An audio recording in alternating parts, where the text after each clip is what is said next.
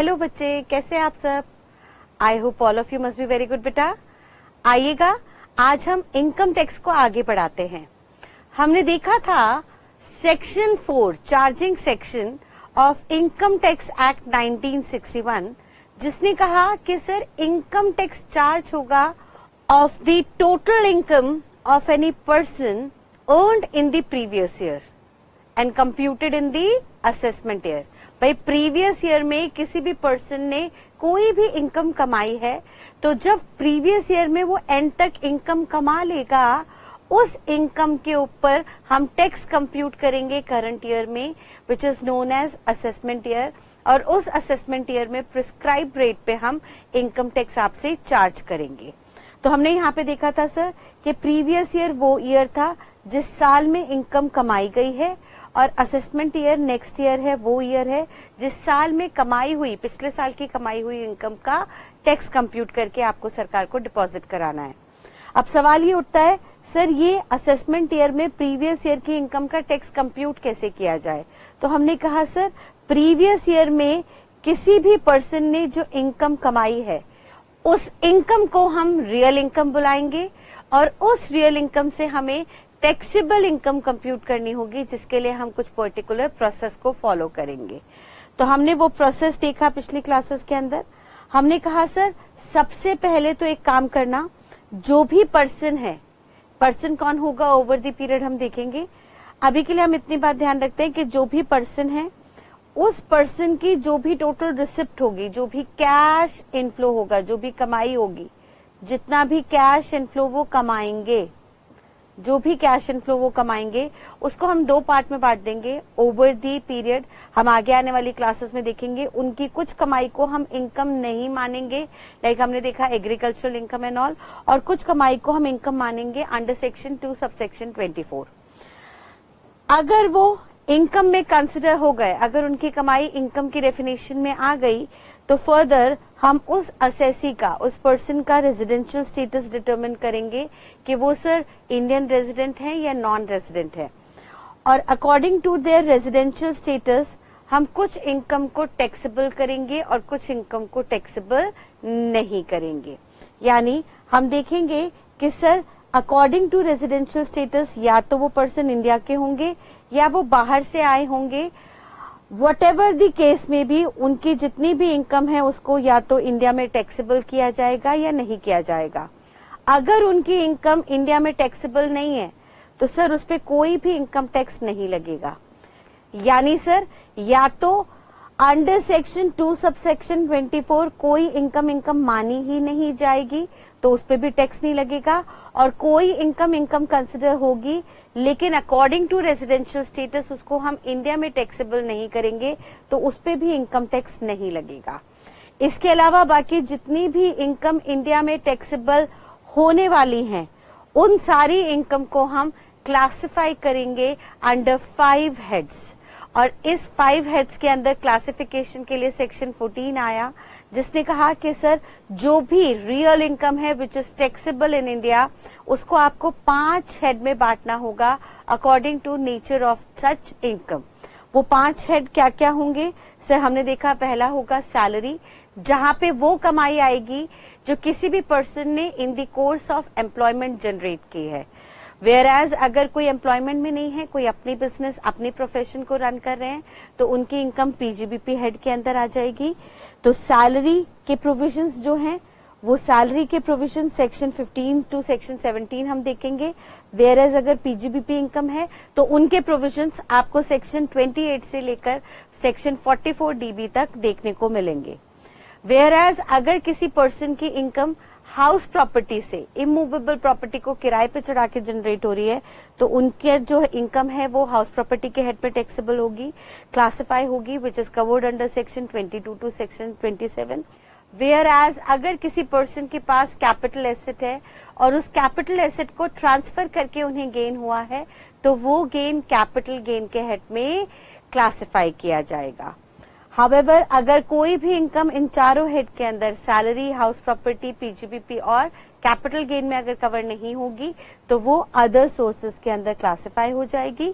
और जो भी इनकम इन 5 हेड में क्लासिफाई हुई हैं उन पांचों इनकम को रिस्पेक्टिवली एडजस्ट किया जाएगा। वहां पे कुछ हो सकता है कुछ खर्चे ऐड बैक किए जाएं और कुछ छूट दी जाए by reducing a particular amount from such income. ये जो रिडक्शन की जाएगी रिस्पेक्टिव हेड्स के अंदर उनकी रियल इनकम में से, उसको हम नाम देंगे एग्जेम्पशन का। एंड देन ये एडजस्टमेंट करने के बाद रिस्पेक्टिव हेड्स में बहुत सारे लोगों की इनकम क्लब की जाएगी। कुछ लोग हम देखेंगे आगे क्लबिंग के चैप्टर में जहां पे उनकी इनकम जोड़ दी जाएगी आपस में, उसको हम क्लबिंग का नाम देंगे, जो हम कंसिडर करेंगे सेक्शन 60 टू सेक्शन 65 में। एंड देन फाइनली अलग अलग हेड्स के अंदर कुछ प्रॉफिट्स जनरेट हुए, कहीं पे कुछ लॉसेस आए, उन सारे प्रॉफिट्स एंड लॉसेस को आपस में एडजस्ट किया जाएगा। उस एडजस्टमेंट को हम नाम देंगे सेट ऑफ लॉसेस, जो हम सेक्शन 72 सेक्शन 80 देखेंगे। And then exemptions, clubbing and set off adjust करने के बाद रिस्पेक्टिव हेड्स में जो टैक्सेबल इनकम आएगी उन सारी टैक्सेबल इनकम को हम अगले स्टेप में ले जाके ऐड कर देंगे और वो जो एग्रीगेट निकल के आएगा इन सब हेड्स का, इन सारे हेड्स की टैक्सेबल इनकम का जो एग्रीगेट निकल के आएगा उसे हम बुलाएंगे ग्रॉस टोटल इनकम, GTI। और उस ग्रॉस टोटल इनकम से फाइनली हमें कुछ छूट मिलेगी इन द नेम ऑफ डिडक्शंस। तो ये जो डिडक्शंस हैं ये GTI से माइनस होंगी, वेयर एज जो एग्जेम्पशंस हैं वो रिस्पेक्टिव हेड से माइनस की जाएगी। बस फर्क ये है एग्जेम्पशंस जो है रिस्पेक्टिव हेड से कनेक्टेड होंगी, वेयर एज डिडक्शंस जो हैं वो जनरल छूट दी जाएगी on the basis of expenses incurred और income generated in the noble cause of the society, nation और फैमिली। भाई सोसाइटी के लिए, नेशन के लिए, फैमिली के लिए, अपने लिए अगर कोई पर्सन कुछ अच्छे काम करेंगे, कुछ खर्चे करेंगे, तो ऐसे में वो सारे के सारी जो खर्चे हैं, जो कमाइयां हैं, उनको हम डिडक्शंस के रूप में GTI से रिड्यूस कर देंगे so as to encourage such person. हम चाहेंगे पर्सन इस तरीके के नेशन के वेलफेयर में, सोसाइटी के वेलफेयर में, अपनी फैमिली के वेलफेयर में इस तरीके के खर्चे करे, तो वो खर्चे हम एंड में जाके GTI से डिडक्ट कर देंगे इन the name of deductions. And deductions minus करने के बाद जो फाइनल इनकम आएगी उसको हम बुलाएंगे टोटल टैक्सेबल इनकम, TTI। और इस TTI में से हम पर्टिकुलर रेट्स मल्टीप्लाई करेंगे तो हमारा आके इनकम टैक्स निकल के आएगा। ठीक है जी। तो ये हमने हेडिंग देखी थी, फ्रेमवर्क देखा था इनकम टैक्स का, जिसको हमने लास्ट क्लास में रिवर्स में समझना शुरू किया। हमने कहा सर ये पूरा प्रोसेस होगा, इस प्रोसेस को अब हम रिवर्स में एनालाइज करेंगे। यानी सबसे पहले इनकम टैक्स निकालने के लिए हम सबसे पहले रेट देखेंगे, उसके बाद हम डिडक्शंस देखेंगे, डिडक्शंस के बाद हम सेट ऑफ लॉसेस देखेंगे, एंड देन क्लबिंग देखेंगे, एंड देन रेजिडेंशियल स्टेटस वगैरह डिटरमिन करेंगे, एंड देन रेजिडेंशियल स्टेटस वगैरह देखने के बाद फाइनली हम एक एक करके रिस्पेक्टिव हेड्स में जाके उनको डिटेल में एनालाइज करेंगे, and then accordingly at the end हम अपना पूरा इनकम टैक्स इस फ्रेमवर्क के अकॉर्डिंगली कंप्यूट कर लेंगे। ठीक है जी। तो हमने लास्ट क्लास में सबसे पहले रेट्स देखना शुरू किया। हमने कहा सर इनकम टैक्स में 3 चीजों के रेट होंगे, यानी इनकम टैक्स कंप्यूट करते वक्त आपको 3 नाम से टैक्सेस देने पड़ेंगे। सबसे पहला टैक्स होगा बेसिक टैक्स, जो आपको देना ही देना है। उस बेसिक टैक्स के ऊपर आपके ऊपर सरचार्ज लगेगा अगर आप अमीर हो, यानी अगर किसी की टोटल टैक्सेबल इनकम किसी भी साल में 50 लाख को पार कर जाएगी तो उनको कहा गया कि बेसिक टैक्स के अलावा आपको एक एडिशनल टैक्स देना होगा बेसिक टैक्स के ऊपर ही, in the name of surcharge. Whereas अगर कोई गरीब असेसी है जिसकी टोटल टैक्सेबल इनकम 5 लाख रुपए या उससे कम की है, तो उन्हें कहा कि सर आपको छूट दी जाएगी। ध्यान रखिएगा, आपको छूट दी जाएगी while computing tax. Tax compute करते वक्त हम आपको यहाँ पे बेसिक टैक्स के ऊपर भी फर्दर कुछ छूट दे देंगे अगर आपकी टोटल टैक्सेबल इनकम 5 लाख या उससे कम है। यानी अगर आप गरीब असेसी हो तो हम फाइनली बेसिक टैक्स पे भी आपको कुछ छूट दे देंगे, और टैक्स रेट में जब छूट देंगे तो उसको हम बुलाएंगे रिबेट। ठीक है जी। वेयर एज अगर आप अमीर असेसी हो, आपकी टोटल टैक्सेबल इनकम 50 लाख से ज्यादा है, तो आपको बेसिक टैक्स के अलावा एडिशनल टैक्स देना होगा in the name of surcharge. ये सरचार्ज कैसे निकलेगा, रिबेट कैसे निकलेगा, अभी हम एक एक करके समझेंगे आगे। एंड देन फाइनली इसके ऊपर एक सेस और चार्ज किया जाएगा अंडर प्रिविलेज की हेल्थ एंड एजुकेशन को देखने के लिए in the name of health and education cess. Health and education cess के नाम से आपको 4% का टैक्स हमेशा देना होगा, सेस देना होगा ऑन द अमाउंट ऑफ, ये सेस किस पे लगेगा, on the amount of basic tax, जो बेसिक टैक्स आपने दिया प्लस सरचार्ज।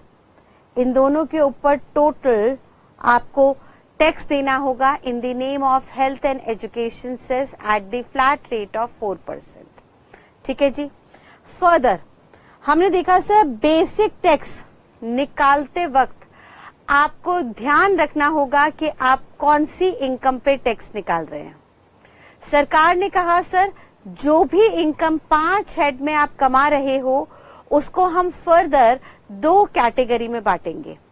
सर 5 हेड में जो इनकम आई, अगर वो इनकम रिकरिंग नेचर की है, हमने देखा वो इनकम आप कंटिन्यूअसली कमा रहे हो, एक रेगुलर फ्रीक्वेंसी में कमा रहे हो, वो जो रेगुलर फ्रीक्वेंसी की इनकम है वो 5 में से किसी भी हेड में आ सकती है।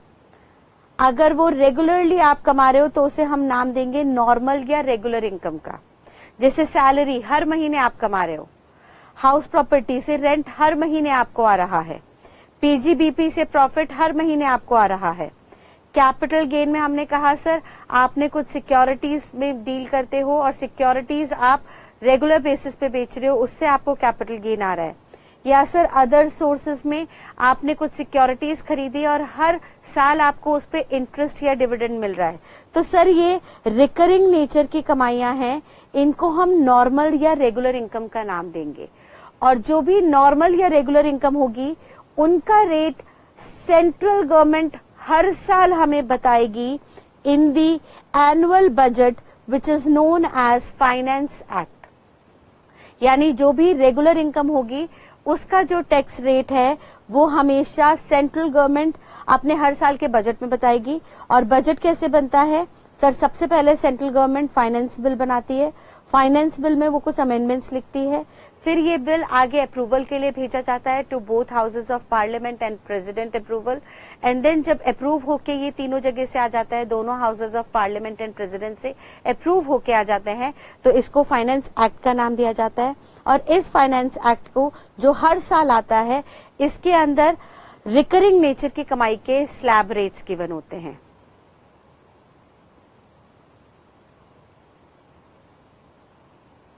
के टैक्स रेट्स प्रोवाइड किए जाते हैं। ठीक है जी। तो अगर रिकरिंग नेचर की कमाई है, नॉर्मल नेचर की कमाई है, रेगुलर नेचर की कमाई है, जो 5 में से किसी भी हेड में जनरेट हो रही है, तो उनका जो रेट ऑफ टैक्स है वो आपको फाइनेंस एक्ट से उठाना होगा, जो हर साल जनरली चेंज होता है। हर साल जनरली फाइनेंस एक्ट के अंदर जो रेट्स है वो चेंज होते हैं। वेयर एज लॉ मेकर ने कहा कि सर कभी कभी हमने देखा कि कैपिटल गेन और अदर सोर्सेस से जो कमाई आ रही है वो नॉन रिकरिंग नेचर की भी हो जाती है।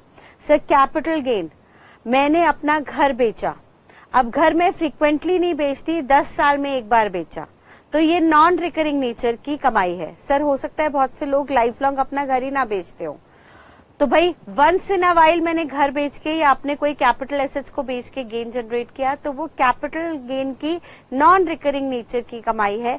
उसका जो रेट है सरकार कहती है वो रेट आपको इनकम टैक्स एक्ट से उठाना होगा। इनकम टैक्स एक्ट में अलग अलग सेक्शंस के अंदर फिक्स्ड रेट दिए गए हैं नॉन रिकरिंग नेचर की कमाई के। ठीक है जी। या सर अदर सोर्सेस से कोई ऐसी कमाई आ गई, मैंने केबीसी अटेंड किया, केबीसी ज्वाइन किया और वहां से मैंने कुछ अमाउंट विन किया, या मैं अपनी फैमिली के साथ गोवा गई और वहां पे मैंने गैम्बलिंग की, सट्टा खेला, जुआ खेला और गैम्बलिंग में मैंने कुछ पर्टिकुलर अमाउंट जीता, तो सर ये वंस इन अ वाइल की कमाई है, रिकरिंग नेचर की नहीं है। देयरफॉर इनका जो रेट है वो हमें फ्लैटली इनकम टैक्स एक्ट से उठाना होगा, जो जनरली फिक्स्ड होता है। तो सबसे पहले अब हमने देखा कि जब भी हम बेसिक टैक्स का रेट उठाएंगे तो बेसिक टैक्स का रेट देखते वक्त हमें सबसे पहले क्लासिफाई करना होगा कि जो भी हमारी इनकम है वो नॉर्मल है या स्पेशल है। अगर स्पेशल इनकम है, नॉन रिकरिंग नेचर की है, तो सर उनका जो रेट है वो इनकम वाइज आपको इनकम टैक्स एक्ट से उठाना होगा। यानी स्पेशल इनकम में हमने कहा सर कि सर मान लीजिए विनिंग फ्रॉम गैम्बलिंग हमने वंस इन अ वाइल जीता, तो उसके लिए इनकम टैक्स एक्ट ने कहा कि सर विनिंग हो फ्रॉम गैम्बलिंग एटसेट्रा तो आपको 30% का फ्लैट इनकम टैक्स देना है, फिर असेसी भले ही कोई भी हो। अगर आपकी कमाई गैम्बलिंग से आई है तो असेसी चाहे इंडिविजुअल हो, चाहे HUF हो, चाहे कंपनी हो, चाहे पार्टनरशिप फर्म हो, इररिस्पेक्टिव ऑफ असेसी, आपकी कमाई विनिंग फ्रॉम गैम्बलिंग से आई तो उसके ऊपर जो इनकम टैक्स का रेट है वो फ्लैट 30% आपको देना होगा। वेयर एज अगर आपकी कमाई नॉर्मल नेचर की है, रेगुलर नेचर की है, तो सर फिर ऐसे में फाइनेंस एक्ट से आपका रेट उठाया जाएगा और जो रेट होगा वो असेसी वाइज देखा जाएगा। यानी अब सर आपकी इनकम क्या है हमें इससे मतलब नहीं, इनकम किसी भी नेचर की हो सकती है, लेकिन जो रेट है वो हम असेसी वाइज चार्ज करेंगे। यानी अगर आप इंडिविजुअल हो या आप HUF हो, हिंदू अनडिवाइडेड फैमिली हो, तो सर आपके ऊपर स्लैब रेट एप्लीकेबल होगा, स्लैब रेट दिया जाएगा। वेयर एज अगर आप कंपनी हो तो आपके ऊपर अलग रेट लगेंगे, एंड अगर आप कोई फर्म या LLP हो तो आप पे रेट अलग लगेंगे, भले इनकम किसी भी हेड के अंदर क्यों ना जनरेट हो। तो ध्यान रखिएगा सर, पांचों हेड की इनकम हमने फर्दर 2 कैटेगरी में बांटी। पहली कैटेगरी है नॉर्मल इनकम, दूसरी कैटेगरी है स्पेशल इनकम। नॉर्मल इनकम के अंदर जो रेट है वो आपको फाइनेंस एक्ट से उठाना है और स्पेशल इनकम का जो रेट है वो आपको इनकम टैक्स एक्ट से उठाना है। नॉर्मल इनकम का जो रेट है वो असेसी वाइज एप्लीकेबल होगा। यानी सबसे पहले आपको क्लासिफाई करना होगा, ये देखना होगा कि असेसी कोई इंडिविजुअल है, HUF है, कंपनी है या LLP, उसके अकॉर्डिंगली आपको रेट डिटरमिन करना होगा। वेयर एज अगर स्पेशल इनकम है तो वहां पे इनकम वाइज आपको टैक्स रेट डिटरमिन करना होगा। वहां पे असेसी कोई भी रहे, आप देखोगे नेचर ऑफ इनकम क्या है, उसके अकॉर्डिंगली आपको इनकम टैक्स एक्ट से रेट निकालना होगा। ठीक है जी, क्लियर है यहां तक की बात। फर्दर एक छोटी सी बात हम दिमाग में और बैठा लेते हैं, ऑब्जेक्टिव स्टैंड पॉइंट से एग्जामिनर आपसे पूछ सकता है। हमने पीछे इंट्रोडक्शन में देखा था कि सर कॉन्स्टिट्यूशन के अंदर यूनियन लिस्ट आइटम नंबर 82 ने पावर दी थी पार्लियामेंट को कि आप इनकम पे लॉ बना सकते हो। यहां से पावर लेके पार्लियामेंट ने इनकम टैक्स एक्ट 1961 बनाया। इस एक्ट को फर्दर चैप्टर्स में बांटा गया, फ्रॉम चैप्टर 1 टू चैप्टर 23, और ये चैप्टर रोमन कैपिटल में है। पूरे इनकम टैक्स एक्ट को 23 चैप्टर्स में बाइफरकेट कर दिया गया और इन 23 चैप्टर्स के अंदर टोटल 298 सेक्शंस डाले गए। ठीक है जी, जिनमें से कुछ बेसिक चैप्टर्स इस तरह से हैं। सर ये जो सेक्शंस है 298 सेक्शंस इन चैप्टर्स के अंदर हैं और चैप्टर्स को ब्रॉडली अब हम बांट देते हैं अपने कैटेगरी वाइज, जिसके अकॉर्डिंग हम आगे चल के टोटल टैक्सेबल इनकम कंप्यूट करेंगे किसी भी असेसी की। तो सर सबसे पहले हम देखेंगे यहाँ पे चैप्टर 4 आएगा, जो चैप्टर 4 हमें 5 हेड में कैलकुलेशन करना सिखाएगा। चैप्टर 3 हम देखेंगे जिसमें पांचों हेड के अंदर कुछ रिस्पेक्टिव रिडक्शंस की बात होगी, जिनको हम एग्जेम्पशंस का नाम देंगे। फिर चैप्टर 5 में जाके हमें क्लबिंग सिखाई जाएगी। चैप्टर 6 जो है वो हमें सेट ऑफ के प्रोविजंस देगा। चैप्टर 6A के अंदर डिडक्शंस दी जाएंगी जो हमें GTI से रिड्यूस करनी है TTI निकालने के लिए। एंड चैप्टर 12 एंड 12A जो है वो हमें स्पेशल इनकम से रिलेटेड कुछ प्रोविजंस और रेट्स की बात बताएगा। और स्पेशल इनकम कौन सी इनकम होगी सर? वो इनकम जो नॉन रिकरिंग नेचर की है, जो कैपिटल गेन या अदर सोर्सेज के हेड के अंदर हम क्लासिफाई करके उनकी टैक्स लायबिलिटी डिटरमिन करेंगे। तो स्पेशल इनकम के जो प्रोविजंस होंगे चैप्टर 12 और 12A के अंदर हम देखेंगे। ठीक है जी, तो ये ऑब्जेक्टिव स्टैंड पॉइंट से आपको ये चैप्टर नंबर याद रखने हैं। बस फिलहाल के लिए इतनी बात ध्यान रखिएगा कि इनकम टैक्स निकालने के लिए टोटल टैक्सेबल इनकम से हमें कुछ रेट्स मल्टीप्लाई करने होंगे और वो रेट्स हमें 3 कैटेगरी में लेने होंगे। पहली कैटेगरी बेसिक टैक्स की, दूसरी कैटेगरी सरचार्ज। सरचार्ज तभी लगेगा जब आपकी टोटल टैक्सेबल इनकम 50 लाख से ज्यादा है, यानी सरचार्ज इफ एनी हमेशा नहीं लगता, but health and education cess जो है वो हमेशा लगेगा। हेल्थ एंड एजुकेशन सेस 4% का फ्लैट रहेगा। सरचार्ज का रेट डिपेंड करेगा ऑन टोटल टैक्सेबल इनकम और बेसिक टैक्स का जो रेट है वो रेट डिपेंड करेगा इनकम की नेचर पे। इनकम अगर स्पेशल है तो सर नेचर वाइज, इनकम की नेचर वाइज हम इनकम टैक्स एक्ट से रेट उठाएंगे, वेयर एज अगर इनकम जो है वो नॉर्मल रेगुलर नेचर की है तो उनका जो रेट है वो हम फाइनेंस एक्ट से उठाएंगे। और अगर असेसी इंडिविजुअल या एचयूएफ है तो उनके ऊपर स्लैब रेट अप्लाई किया जाएगा। अब ये जो स्लैब रेट है, ये स्लैब रेट ऑलरेडी हमने लास्ट क्लास में डिस्कस करना शुरू किया था। आइए उन रेट्स को एक बार रिवाइज करते हैं और उसके बेसिस पे क्वेश्चंस देखते हैं। सबसे पहले हमने देखा बेसिक टैक्स का रेट। हमने कहा सर बेसिक टैक्स का जो रेट है वो अगर नॉर्मल इनकम पे आप निकालने जा रहे हैं, नॉर्मल इनकम पे, तो ये असेसी वाइज निकलेगा। हमें देखना होगा असेसी कौन है, इंडिविजुअल है, एचयूएफ है, कंपनी है एंड सो ऑन। और इसका जो रेट है वो फाइनेंस एक्ट से उठाना होगा। जैसे हम जून 21 एंड दिसंबर 21 अटेम्प्ट के लिए फाइनेंस एक्ट 2020 को देख रहे हैं, तो फाइनेंस एक्ट 2020 ने कहा कि सर इंडिविजुअल एंड एचयूएफ के लिए हम स्लैब रेट्स देंगे। तो इस चैप्टर में जहां पे हम टैक्स रेट्स के अंदर बेसिक टैक्स रेट्स देख रहे हैं, वहां पे हम खाली इंडिविजुअल और एचयूएफ देखेंगे। बाकी जो है कंपनीज वगैरह, उन कंपनीज और फर्म को हम आगे चल के रिस्पेक्टिव चैप्टर्स के अंदर पीजीबीपी कैपिटल गेन में कंसिडर करेंगे। फिलहाल अभी इंट्रोडक्शन लेवल है, बेसिक लेवल है, तो यहाँ पे हम इंडिविजुअल्स और एचयूएफ का स्लैब देखेंगे। उन्होंने कहा सर इंडिविजुअल को कैटेगराइज कर लो।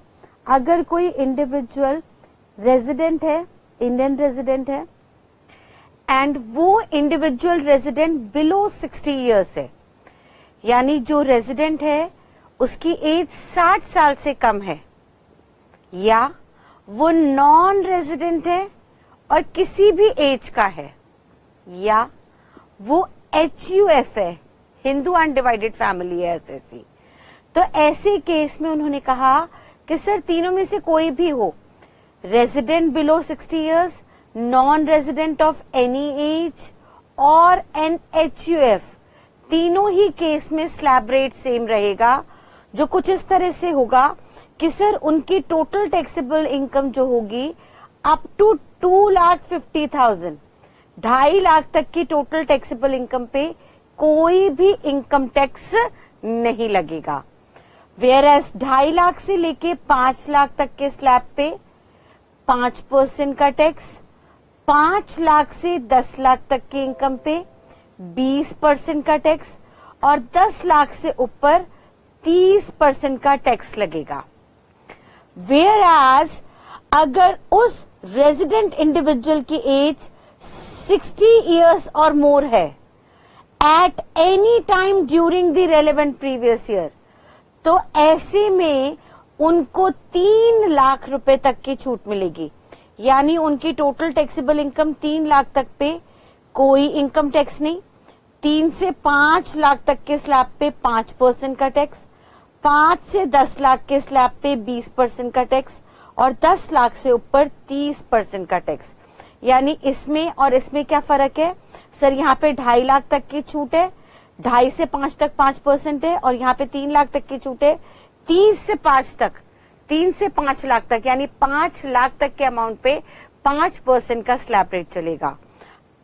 हाउएवर अगर वो रेजिडेंट इंडिविजुअल की एज 80 इयर्स और मोर है, इंडिविजुअल रेजिडेंट है एसएससी और उनकी एज 80 इयर्स और मोर है, तो लॉ मेकर ने कहा उन्हें हम 5 लाख रुपए तक छूट देंगे। उनकी टोटल टैक्सेबल इनकम पे कोई इनकम टैक्स नहीं, 5 लाख तक छूट है। तो सर हमने देखा था यहाँ पे 2.5 लाख तक छूट, यहाँ पे 3 लाख तक छूट, यहाँ पे 5 लाख तक की छूट। अगर बिलो 60 इयर्स की एज थी तो 2.5 से 5 लाख तक 5%, 60 इयर्स और मोर थी तो 3 से 5 लाख तक 5%, लेकिन 80 इयर्स और मोर के केस में सिर्फ 5 लाख तक की छूट है। देयरफॉर यहाँ पे 5% का स्लैब है ही नहीं।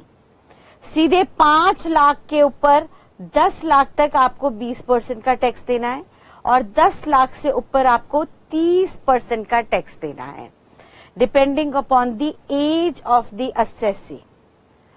अब यहाँ पे सबसे बड़ा एक डिस्प्यूटिंग पॉइंट आया कि सर ये एज 60 इयर्स और मोर या 80 इयर्स और मोर किस दिन होनी चाहिए। तो लॉ मेकर ने कहा कि सर रेलेवेंट प्रीवियस ईयर का मतलब वो साल जिस साल की आप इनकम का टैक्स निकाल रहे हैं, जिस साल की इनकम पे टैक्स कंप्यूट हो रहा है असेसमेंट ईयर पे, इनकम पे टैक्स कंप्यूट किया जा रहा है इन दी असेसमेंट ईयर, उस साल में, उस प्रीवियस ईयर में अगर किसी भी दिन, एनी टाइम, किसी भी दिन असेसी की एज 60 या 60 को पार कर गई तो सर 3 लाख तक की छूट मिलेगी। अगर उनकी एज 80 इयर्स को क्रॉस कर गई, 80 और मोर इयर्स हो गई, तो 5 लाख तक की छूट और बाकियों के लिए 2.5 लाख तक की छूट रहेगी। अब इसमें मैम डिस्प्यूट आता है कि हम पर्टिकुलरली किस दिन माने कि किसी असेसी की एज क्या है। तो लॉ मेकर इस एक्ट के तहत साइलेंट रहा इस मैटर को लेके, एज के मैटर को लेके इनकम टैक्स एक्ट में चुप्पी रही, जिसके चलते इंडस्ट्री में डिस्प्यूट आया और ये डिस्प्यूट पहुंचा सुप्रीम कोर्ट तक। सुप्रीम कोर्ट में मैटर पहुंचा in the case of Prabhudayal Sesma.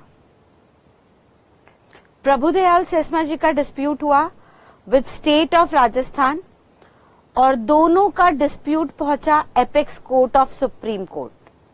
ठीक है, सुप्रीम कोर्ट जो हाईएस्ट कोर्ट है, जिसे हम एपेक्स कोर्ट भी कहते हैं, वहां पे ये डिस्प्यूट पहुंचा और फिर इस डिस्प्यूट के तहत सुप्रीम कोर्ट ने एक जजमेंट सुनाई जो बाद में डिपार्टमेंट ने भी क्लैरिफाई की अंडर सर्कुलर नंबर 28/2016, जिसके अंदर सीबीडीटी ने भी वही बात क्लैरिफाई की जो सुप्रीम कोर्ट ने प्रभुदयाल सेस्मा जी की जजमेंट में कही थी। इसमें कहा गया कि सर भले ही लोग अपना बर्थडे सेम डे पे बनाते हैं जिस दिन उनका बर्थ हुआ था, लेकिन for the purpose of income tax act law maker ने कहा कि सर आपकी एक पर्टिकुलर एज आपके बर्थडे से ठीक एक दिन पहले पूरी कंप्लीट मानी जाएगी। यानी मैं एग्जाम्पल ले लेती हूं। फॉर एग्जाम्पल हमारे एक असेसी हैं मिस्टर राम। ठीक है जी, अब मिस्टर राम जो हैं वो लेट्स से 30 अप्रैल 1960 को बॉर्न हुए। अब इनके 60 इयर्स कंप्लीट कब माने जाएंगे? On 30 April 2020, is it? अब ऐसे में आई सुप्रीम कोर्ट की जजमेंट, प्रभुदयाल सेस्मा जी की जजमेंट या सर्कुलर 28/2016, जिन्होंने क्लैरिफिकेशन दी बोर्ड ने। उन्होंने कहा सर इस बर्थडे को, भले ही ये 30 अप्रैल 2020 बर्थ का डे है, बर्थडे है जिस दिन मिस्टर राम अपना बर्थडे सेलिब्रेट करते हैं, लेकिन इस दिन उनके 60 इयर्स कंप्लीट नहीं हुए। इस दिन उनके 60 इयर्स कंप्लीट नहीं हुए हैं, हम इसको कंप्लीशन नहीं मानेंगे। अब आप कहोगे मैम क्यों नहीं मानेंगे? अगर हम ये मान लें कि भाई मिस्टर राम 30 अप्रैल को बॉर्न हुए थे इन द इवनिंग 4:30, तो हमें ये मानना चाहिए कि 30 अप्रैल 2020 को 4:29 PM को इनके 60 साल कंप्लीट हो गए। लॉ मेकर ने कहा नहीं, हम यहाँ पे इनकम टैक्स एक्ट के लिए निकालते वक्त घंटे नहीं देखेंगे। ये जो घंटे हैं ये हमें इग्नोर करने हैं। हम क्या देखेंगे? दिन। और हमारे मुताबिक यानी लॉ मेकर के मुताबिक उनका कहना है कि सर 30 तारीख को तो उनका 61st ईयर बिगिन हो गया है, 61वां साल उनका शुरू हो गया है। उनके जो 60 ईयर है वो कंप्लीट हो गए हैं ठीक एक दिन पहले, दैट इज 29 अप्रैल 2020 को रात के 12 बजे से पहले, यानी 11:59 तक वो 60 साल के हो गए।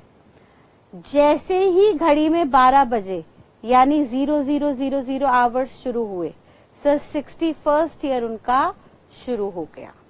ये बात आपको ध्यान रखनी होगी।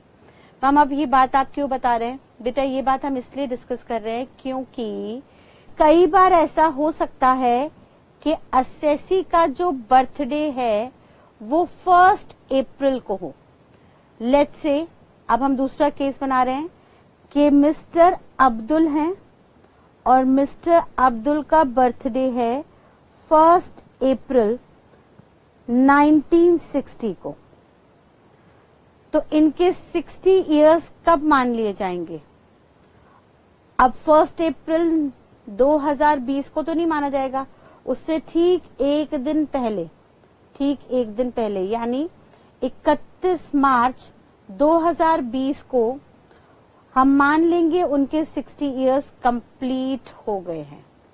उनके 60 इयर्स कंप्लीट हो गए हैं और यहाँ पे 60 इयर्स कंप्लीट हो गए हैं, तो लॉ मेकर कह रहा है कि ऑन एनी डे, किसी भी एक दिन in the relevant previous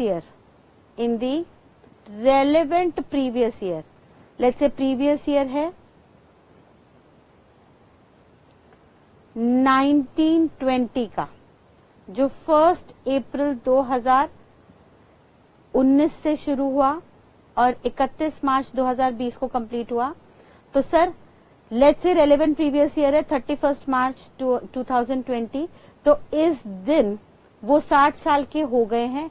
therefore next year assessment year में उनके ऊपर जो स्लैब रेट होगा वो 60 और मोर ईयर्स वाला एप्लीकेबल होगा, जहां पे उन्हें 3 लाख की छूट मिलेगी।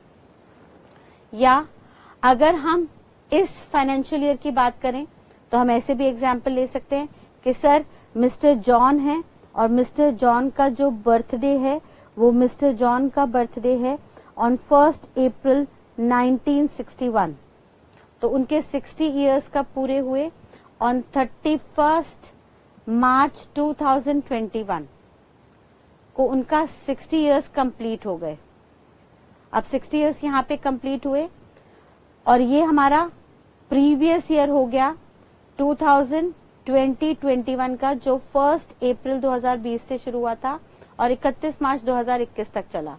तो अब ऐसे केस में नेक्स्ट ईयर जो असेसमेंट ईयर आया 2021-22 का, इस पीरियड में आप जब टैक्स निकालेंगे मिस्टर जॉन का, तो उनके जो स्लैब रेट लेंगे वो 3 लाख तक एग्जेम्प्ट कर देंगे, उस पे कोई भी इनकम टैक्स एप्लीकेबल नहीं होगा, नहीं होगा। क्योंकि सर हमने यहाँ पे ऊपर स्लैब में देखा कि सर जब भी 60 इयर्स या मोर की एज होगी on any day during the previous year, तो ऐसे में असेसमेंट ईयर में टैक्स निकालते वक्त स्लैब रेट 3 लाख तक पे कोई टैक्स नहीं होगा, 3 लाख से ऊपर 5 लाख तक 5%, 5 से 10 तक 20% और 10 से ऊपर 30% का टैक्स आपको देना होगा। एंड फाइनली ये जो लिमिट्स होंगी हमने देखा सर इंडिविजुअल, रेजिडेंस की या HUF के केस में हमने जो लिमिट्स देखी, या नॉन रेजिडेंट के केस में किसी भी एज का था हमने जो लिमिट्स देखी, ये सारी लिमिट्स जो हैं, इन लिमिट्स को हम स्लैब रेट का हिस्सा मानेंगे। और इसमें जो मैक्सिमम लिमिट है जिस पे टैक्स नहीं लगेगा, उस लिमिट को हम नाम देंगे अब से मैक्सिमम एग्जेम्पशन लिमिट। उसको हम बुलाएंगे मैक्सिमम एग्जेम्पशन लिमिट, जिसे शॉर्ट में हम MEL भी कहते हैं। तो ऑब्जेक्टिव में कई बार क्वेश्चन आ जाता है, what is the MEL, what is the maximum exemption limit of individual and HUF। तो अगर इंडिविजुअल की एज कितनी है, इंडिविजुअल जो है वो रेजिडेंट है और उनकी एज जो है 80 इयर्स और मोर है, तो उनकी मैक्सिमम एग्जेम्पशन लिमिट है 5 लाख रुपए। अगर वो इंडिविजुअल रेजिडेंट हैं और उनकी एज 60 इयर्स और मोर की है, 80 से कम की है, तो उनकी मैक्सिमम एग्जेम्पशन लिमिट है 3 लाख। अगर इंडिविजुअल रेजिडेंट जिनकी एज 60 इयर्स से लेस है, या वो इंडिविजुअल नॉन रेजिडेंट हैं ऑफ एनी एज, किसी भी एज के, या वो HUF है, हिंदू अनडिवाइडेड फैमिली है, तो इन तीनों ही केसेस में मैक्सिमम एग्जेम्पशन लिमिट 2.5 लाख की है। ठीक है जी। इसके ऊपर 5 लाख तक 5%, 5 से 10 तक 20% और 10 लाख के ऊपर 30% का स्लैब रेट रहेगा। यहां तक किसी को कोई भी डाउट? देखिए बेटा, अब मैं यहाँ पे बहुत स्लो चली थी जानबूझ के, क्योंकि ये बहुत रेलेवेंट टॉपिक थे क्वेश्चन प्रैक्टिस करते वक्त, और ये जो रेट्स है वो हमारे टिप्स पे होने चाहिए in order to quickly resolve the questions. Question practice करते हैं इसके। अब हम देखते हैं क्या क्या क्वेश्चंस हैं और उन क्वेश्चन की सहायता से इन रेट्स को अपने दिमाग में बैठाते हैं। आइए देखते हैं बेटा पहला question. Illustration 1, mister Hari Krishna who is a resident has a total income of 18,60,000 for the previous year 2021, comprising of income from house property and interest on fixed deposits. Compute his tax liability for assessment year 21-22, assuming his age is 58 years. ठीक है जी, चलिए शुरू करते हैं हम answer निकालना। ध्यान रखिएगा बेटा, आज से जब भी कोई प्रैक्टिकल क्वेश्चन आएगा तो उसको स्टेटमेंट फॉर्मेट में आपको करना है। आपको एक स्टेटमेंट बनानी है, statement showing computation of income tax payable by mister Hari. ठीक है, चलिए। अब हरि की एज कितनी है? 58 इयर्स है, क्वेश्चन बोल रहा है, यानी लेस देन 60 इयर्स है। तो इनकी 2.5 लाख तक की इनकम पे कोई टैक्स नहीं, नील रेट है। देयरफॉर यहां पे अमाउंट क्या होगा? 0। फर्दर 2.5 लाख से 5 लाख तक का जो रेट है वो है 5% का। तो सर निकालिए 2.5 लाख से 5 लाख तक का अमाउंट कितना है, स्लैब में है, तो सिंपली कितना हो गया? 2.5 लाख रुपए। 2.5 लाख रुपए का 5% आपका कितना निकल के आएगा? 12,500 रुपए। ठीक है जी, आपने निकाला 2.5 लाख पे 5%। नेक्स्ट सर 5 से 10 लाख तक का रेट रहेगा 20% का, यानी 5 से 10 लाख कितने आए? 5 लाख रुपए। उस पे 20% के हिसाब से निकल के आया 1 लाख रुपए। बैलेंस अमाउंट कितना बचा? सर टोटल इनकम है 18,60,000, 18,60,000, तो बैलेंस कितना बचा? 18,60,000 में से 10 लाख हटा दिए तो बचे बैलेंस 8,60,000। उस पे कितना रेट रहेगा? 10 लाख के ऊपर 30%, तो 8,60,000 का 30% के रेट से आप टैक्स निकालेंगे तो ये आएगा 2,58,000। ठीक है जी, इन तीनों अमाउंट का टोटल किया तो आपका निकल के आया बेसिक टैक्स, वो कितना हुआ? 3,70,500 का। अब क्या इन पे सरचार्ज लगेगा? सर हमने देखा सरचार्ज कब होता है? जब आपकी टोटल टैक्सेबल इनकम 50 लाख को एक्सीड करती है, और यहाँ पे टोटल टैक्सेबल इनकम जो है वो 50 लाख से नीचे है, देयरफॉर सरचार्ज यहाँ पे एप्लीकेबल नहीं होगा, नॉट एप्लीकेबल। ठीक है, एनए मीन्स नॉट एप्लीकेबल, यहाँ पे सरचार्ज नहीं लगेगा, जिसके चलते बेसिक टैक्स अभी भी कितना निकल के आएगा, 3,70,500। हाँ, अब इसके ऊपर हेल्थ एंड एजुकेशन सेस का रेट है 4%। ये रेट हमेशा 4% रहेगा और सब असेसीज के बेसिक टैक्स पे लगाया जाएगा, जो निकल के आएगा 14,820। ये किस पे निकाला है आपने सर? सेस है, सेस का मतलब है टैक्स ऑन टैक्स, यानी जो टैक्स का अमाउंट है 3,70,000, ये 3,70,500 के ऊपर 4% के रेट से आपने निकाला, इस अमाउंट पे सेस निकलेगा। और इन दोनों का जो टोटल आएगा उस टोटल को हम नाम देंगे इनकम टैक्स का, यानी total tax liability, total income tax liability Hari Krishna की कितनी हो जाएगी, 3,85,320 रुपीज। क्लियर है बेटा? Simple question. नेक्स्ट क्वेश्चन देखिएगा, next question illustration number 2। Mister Madhusudan has a total income of rupees 78,60,000। Sir इस बार जो टोटल टैक्सेबल इनकम है वो 50 लाख को क्रॉस कर गई है। For the previous year 2021 comprising of income from house property, business and interest and fixed deposits, compute his tax liability for assessment year 21-22। चलिए निकालते हैं सोल्यूशन। अगेन हमें एक स्टेटमेंट बनानी होगी, ध्यान रखिएगा हमारे को स्टेटमेंट के बिना आंसर नहीं देना, हमें बनानी है statement showing computation of tax liability of Madhusudan. जो भी असेसी का नाम दिया है वो आपको लिखना है और साथ साथ ईयर भी लिखना है। फॉर द असेसमेंट ईयर, कौन सा असेसमेंट ईयर है, 21-22। अब इसमें एज नहीं बताई, यहाँ पे मधुसूदन की एज नहीं बताई, तो ध्यान रखिएगा, एक एग्जाम नोट लिख लीजिएगा। जब भी क्वेश्चन में असेसी की एज ना गिवन हो तो आप हमेशा एज्यूम करेंगे बिलो 60 इयर्स है, क्योंकि जनरली ज्यादातर जो लोग इनकम जनरेट करते हैं वो रिटायरमेंट से पहले ही करते हैं। 60 इयर्स से कम की एज पे ज्यादा लोग कमाते हैं, 60 के बाद मैक्सिमम लोग रिटायर हो जाते हैं, बहुत कम लोग ये होते हैं कि आफ्टर रिटायरमेंट भी काम करते हैं। तो भाई सिंपल सी बात है, if age is silent in question, अगर एज साइलेंट है क्वेश्चन में तो आपको क्या एज्यूम करना होगा, बिलो 60 इयर्स। एंड दूसरा, अगर सवाल में रेजिडेंट नॉन रेजिडेंट स्टेटस नहीं दिया हो, if residential status is silent, अगर रेजिडेंशियल स्टेटस जो है असेसी का वो साइलेंट है क्वेश्चन में, तो आपको एज्यूम करना होगा टू बी रेजिडेंट। भाई इंडिया में हम टैक्स लायबिलिटी निकाल रहे हैं तो इंडियन रेजिडेंट के निकाल रहे होंगे, ये दो बातें आपको ध्यान में रखनी होंगी।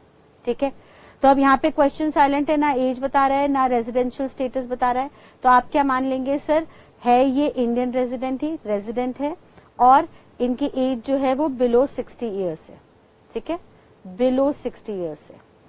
क्लियर है? तो बिलो 60 इयर्स में कितने तक की छूट, 2.5 लाख तक पे कोई टैक्स नहीं, निल।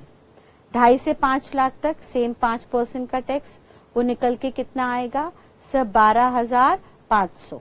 ठीक है, 2.5 लाख रुपए बचा, 2.5 लाख पे 5% के हिसाब से निकाला, 12,500 का टैक्स। ये तो याद ही कर लीजिए आप, अमाउंट हर बार इतना ही आएगा। 5 से 10 लाख तक 20% का टैक्स रेट है, यानी 5 लाख जो बचे, 5 लाख के ऊपर, 5 लाख के ऊपर 10 लाख तक जो रिमेनिंग 5 लाख हैं उन पे 20% के रेट से आप टैक्स निकालोगे तो हमेशा 1 लाख रुपए ही आएगा।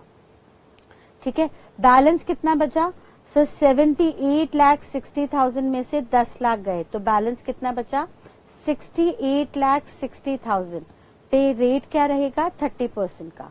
अब निकालिए, 68,60,000 पे आपका स्लैब रेट कहता है 30% के रेट से आपको टैक्स निकालना है, तो ये आपका निकल के आएगा 20,58,000। ठीक है जी, यानी बेसिक टैक्स कितना हो गया, 20,58,000 plus 1 lakh plus 12,500 which goes to 21,70,500। अब बताइए इस क्वेश्चन में क्या सरचार्ज लगेगा? बिल्कुल सर, सरचार्ज लगेगा, क्योंकि यहाँ पे जो टोटल टैक्सेबल इनकम है, this total taxable income is more than 50 lakhs। अब हमने देखा कि सर टोटल टैक्सेबल इनकम जो है 50 लाख से ऊपर है, तो सरचार्ज रहता है 10% का, और ये जो सरचार्ज होता है ये 10% का निकल के आता है ऑन बेसिक टैक्स। ठीक है, वेयर एज 1 करोड़ से ऊपर का टोटल टैक्सेबल इनकम है तो सरचार्ज 15% हो जाएगा। 2 करोड़ से ऊपर पहुंच गई टोटल टैक्सेबल इनकम तो सरचार्ज का रेट हो जाएगा 25%, और अगर sir total taxable income 5 crore को पार कर गई तो सरचार्ज का रेट हो जाएगा 37%। यानी टेक्निकली स्पीकिंग सरचार्ज के 4 रेट है, 10%, 15%, 25% एंड 37%।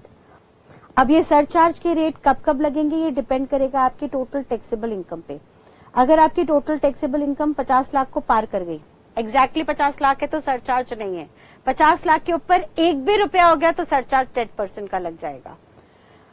लेकिन अगर इनकम जो है वो 1 करोड़ से ऊपर चली गई तो सर सरचार्ज का रेट 15% टोटल पे हो जाएगा। यानी 50 लाख रुपए तक कोई सरचार्ज नहीं, 50 लाख के ऊपर एक भी रुपया हुआ तो पूरे के पूरे 50 लाख 1 रुपए पे सरचार्ज 10% का on basic tax, and 50 lakh से ऊपर 1 करोड़ तक की टोटल टैक्सेबल इनकम है तो 10% है, और 1 करोड़ पे एक भी रुपया आगे एडिशनली बढ़ गया तो वहां पे रेट 15% हो जाएगा। अगर TTI total taxable income 2 crore exceed करेगी तो 25%, और अगर total taxable income 5 crore exceed करेगी तो 37% के रेट से सरचार्ज लगेगा। अब हमारे क्वेश्चन में ये इनकम जो है 50 लाख से ज्यादा है लेकिन 1 करोड़ से कम है, तो यहाँ पे सरचार्ज का रेट कितना हो जाएगा 10%। और ये 10% किस पे लगता है हमेशा ध्यान रखिएगा, ये 10% लगेगा ऑन बेसिक टैक्स। तो बेसिक टैक्स कितना है 21,70,500 रुपए, इसका 10% कितना हुआ 21,70,500 रुपए का आप 10% निकालेंगे तो ये आएगा आपका 2,17,050 रुपए। ठीक है जी। अब आपका बेसिक टैक्स विद सरचार्ज कितना हो गया, इन दोनों का टोटल निकाल लीजिएगा। इन दोनों का टोटल निकल के आया आपका 23,87,550 रुपीज। इस पे आपको हेल्थ एंड एजुकेशन सेस लगाना है 4% का, यानी 4% का जो सेस है वो बेसिक टैक्स प्लस सरचार्ज पे लगेगा।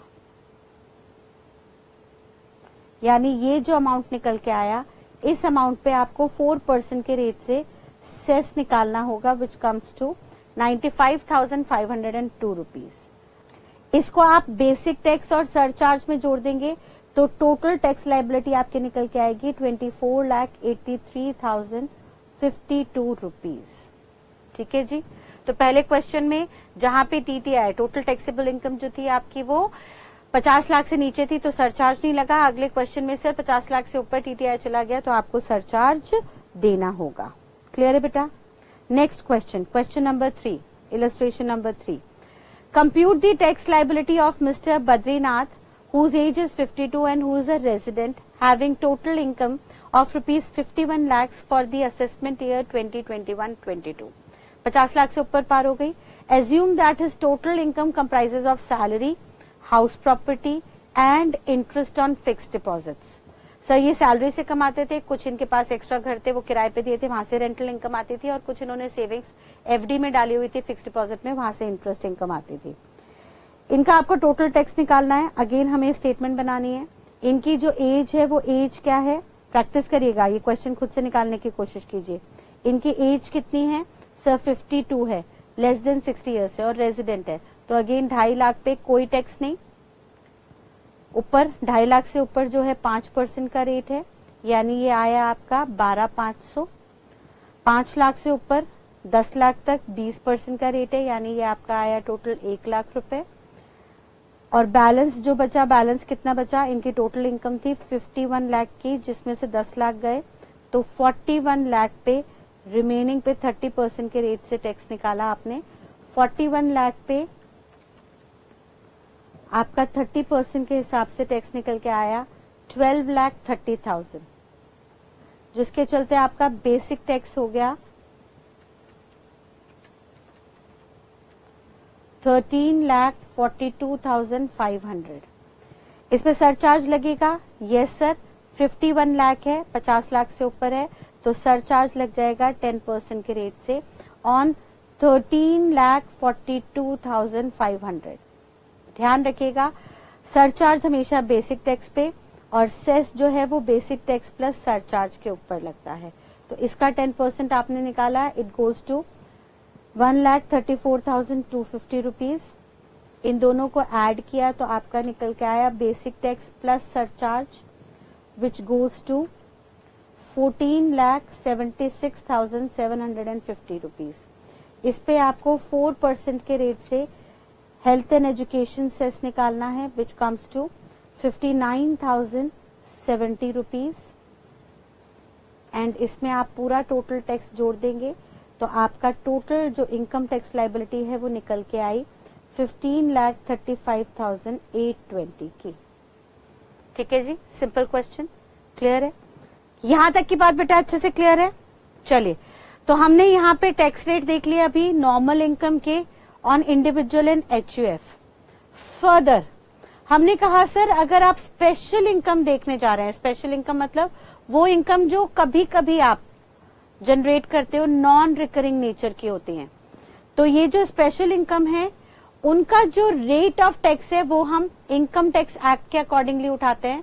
इनकम वाइज ये रेट निकलता है और रेट कुछ इस तरह से होता है।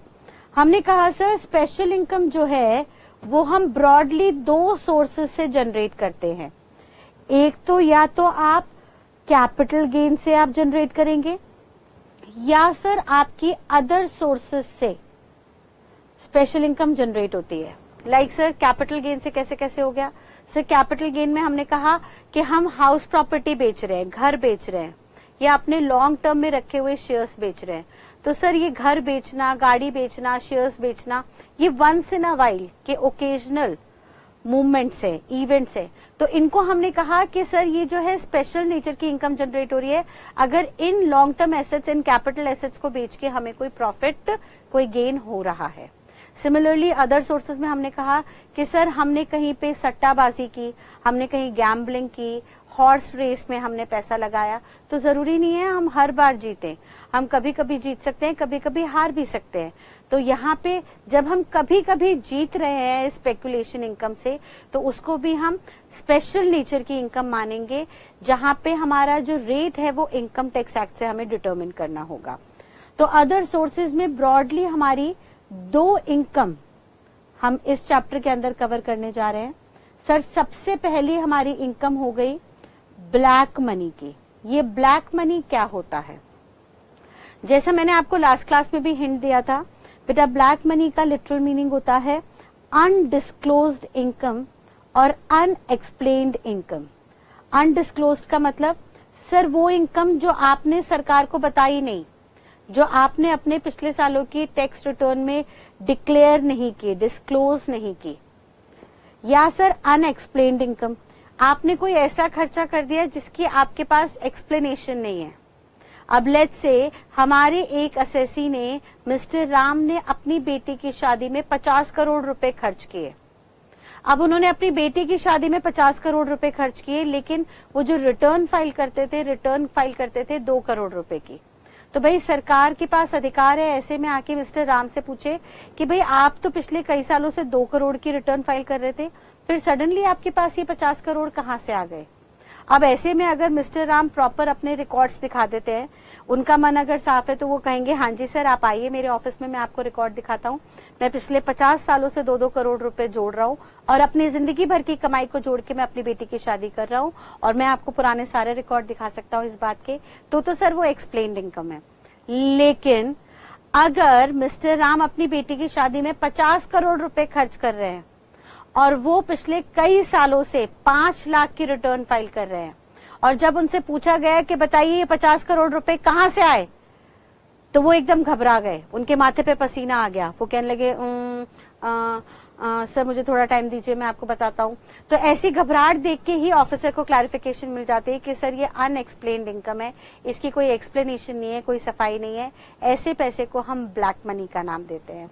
और सरकार कहती है भाई साहब ये जो ब्लैक मनी है ना, ये सबसे खतरनाक पैसा है।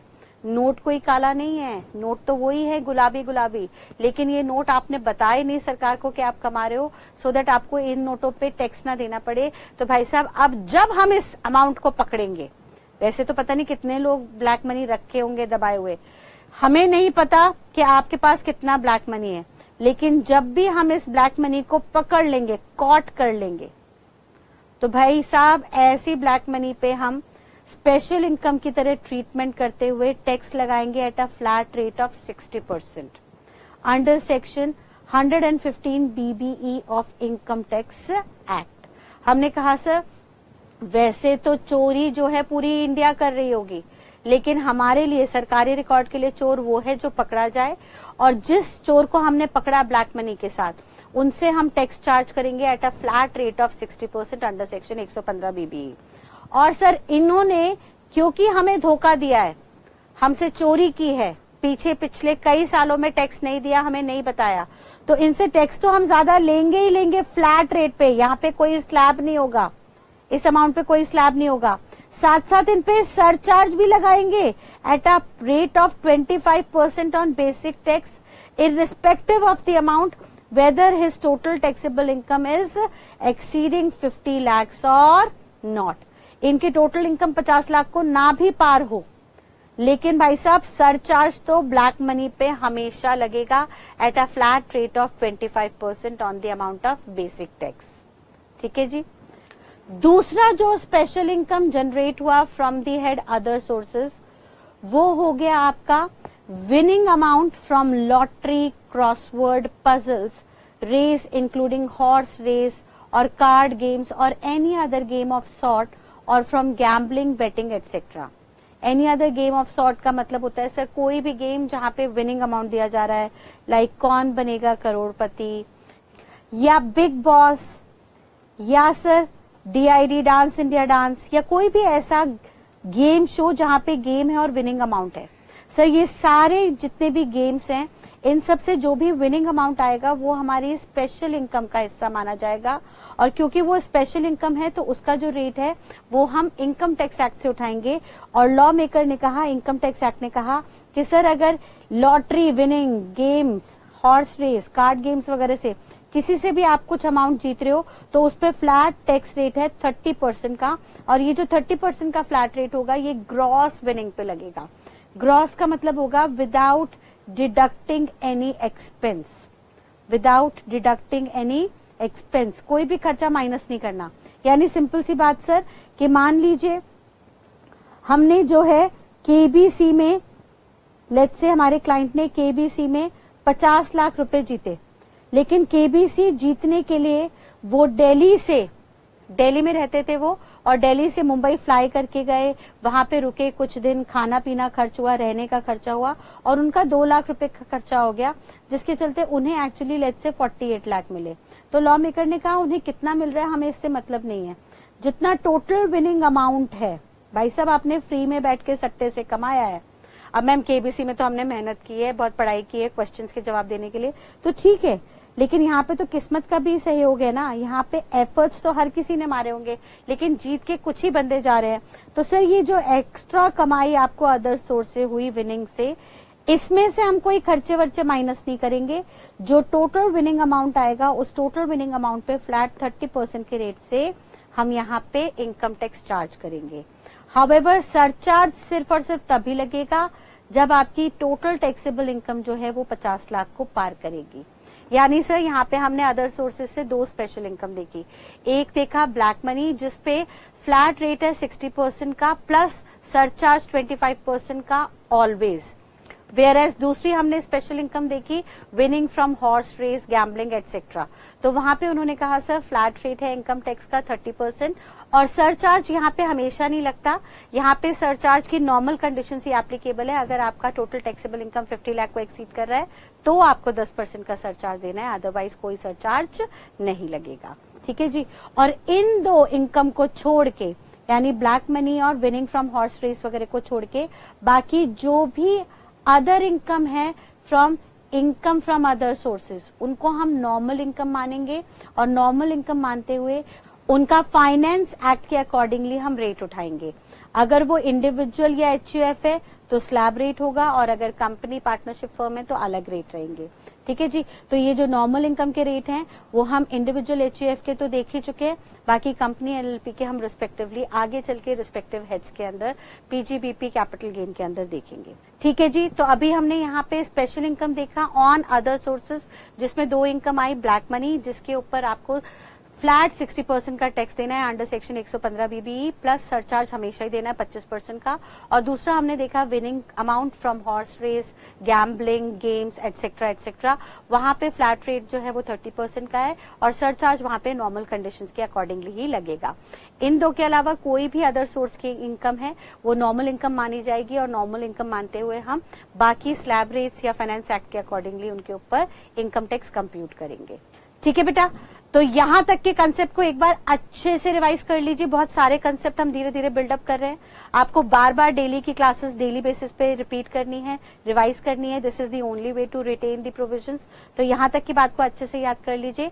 आज की क्लास को हम यहीं पे होल्ड करते हैं, इसके आगे के प्रोविजंस विद प्रैक्टिकल क्वेश्चंस हम अगली क्लास में देखेंगे। Till next class, thank you and God bless you all, bye bye.